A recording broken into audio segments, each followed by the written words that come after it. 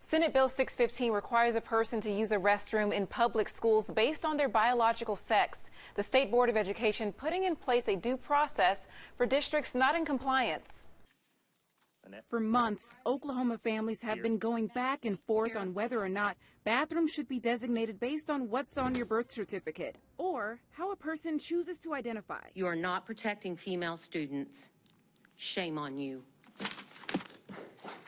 Failure or unwillingness to educate a child about something they don't understand doesn't protect them from the perceived dangers about that thing. We just need constructive dialogue to fix the community. Several representatives, one being Kevin West, hearing parents' concerns and decided to take a stance with Senate Bill 615. Says that you will use the restroom that aligns with your birth certificate. Governor Stitt signed this bill into law, prompting the state board to vote on approving emergency rules. Nicole Metcalf with Freedom Oklahoma encouraging the board to vote no. I lose sleep at night knowing young folks in my community face disproportionately high rates of suicidality and death by suicide, exacerbated by some of the things said in this room, in these meetings. The proposed rules require schools to have multiple-use restrooms based on students' biological sex. Schools also need a single-use, non-gendered restroom. Schools have to discipline individuals who refuse to comply. Any district that violates the law will lose 5% of their funding.